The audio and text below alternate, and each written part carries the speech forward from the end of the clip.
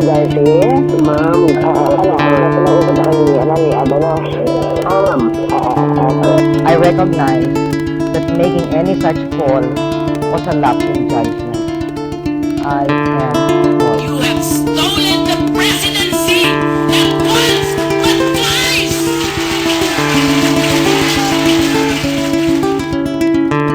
2005 was the time of the Garci issue, when there were real questions about electoral cheating involving the very highest levels of government, and also a sense that there was a continuing abuse of power, and cover-ups. The other background was 2006, when there was an attempt to change the constitution, apparently through some call for a shift from a presidential to a parliamentary system.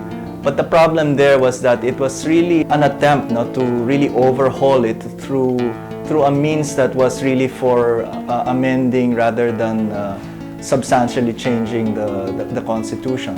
In 2007, there was a need to defend an electoral process that was manual in form, and that's why there was a need to look at guarding the electoral process at various stages.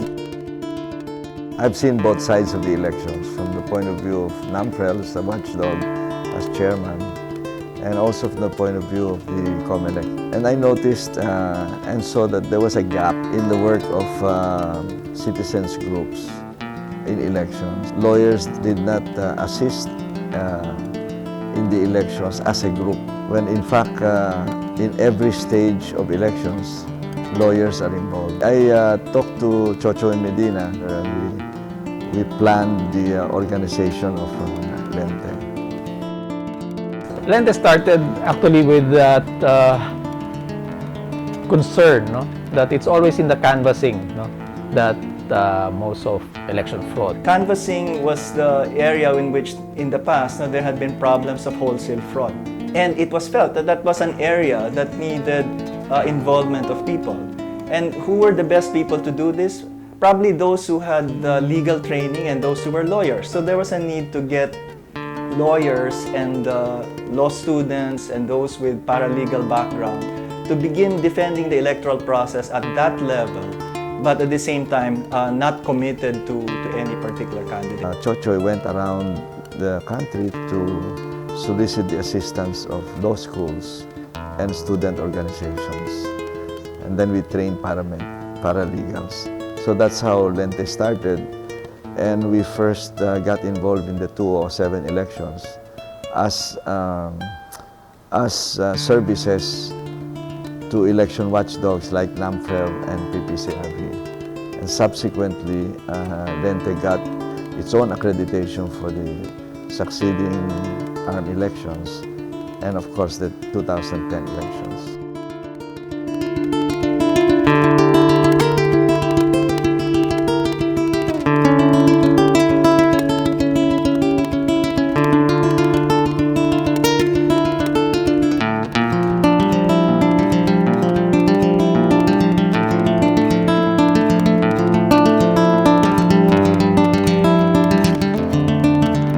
The work of election monitoring and watching is as a challenging task, but I must tell you that the journey is not a lonely one.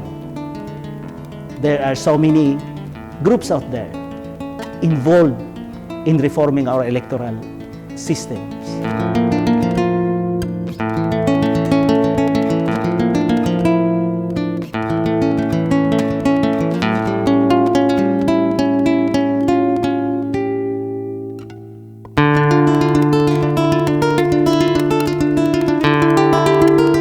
It was LENTE who was responsible for training volunteer lawyers, paralegals,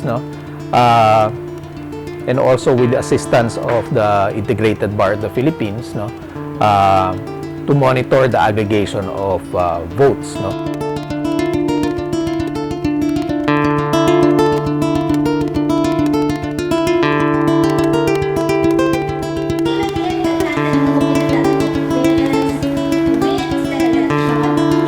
If we talk about trainings, tatlong type ang training na ginagawa ng LENTE, tatlong general type. The first is the introduction to the organization, wherein we talk about what the organization is all about, the objectives, the major activities, its history since 2007. The second type of training is our voters education, or the LENTE training seminar. In this seminar, we talk about the basic election laws and the processes. We talk about poll watching, we talk about the rights of voters, and we talk about the processes provided for in the election laws and the resolutions issued by COMELEC. The third type of training we're in LENTE is the only group doing this kind of training. It's the accountability training. In this training, we educate people about the top most committed election offenses. We also teach the people how to draft affidavits and complaints, how to gather evidence, how to interview witnesses, with the end goal in mind of filing cases if they want to file cases against election law violators.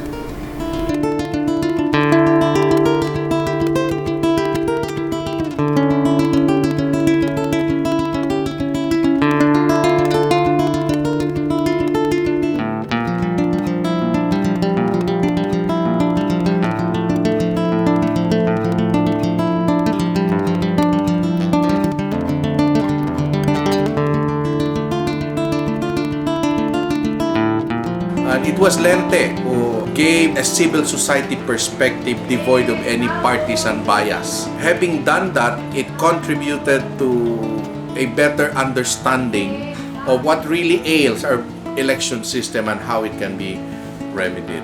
I think the unique thing about LENTE is that it brought together not just electoral reform advocates, but human rights lawyers and people involved in human rights work. So I think LENTE is the product of the coming together of people who have always been calling for justice at the level of the electoral process, and therefore defending electoral institutions that way and democratic institutions that way. But also those who have been calling for justice in the realm of human rights. The legal group in the Philippine elections can provide as an effective check, a watchdog in the conduct of the elections. Alam naman natin na yung election is a vital component of a true democracy, and there is a need to safeguard the sanctity of the ballot. At malaki ang papel ng mga abogado in the process of safeguarding the conduct of the elections. Ang IBP bilang pinakamalaki na component ng LENTE is acting as a lead convener in the entire alliance.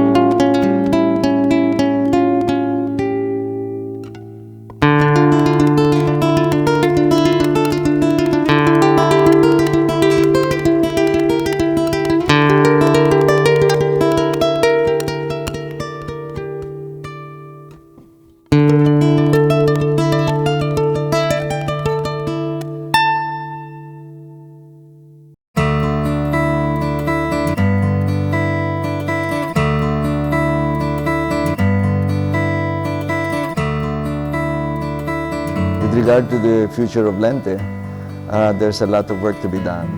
Some of them are automation related and some are not. Because beyond what the people saw and experienced and liked in the 2010 automated elections, there are serious shortcomings in that elections. For example, the auditability of the system.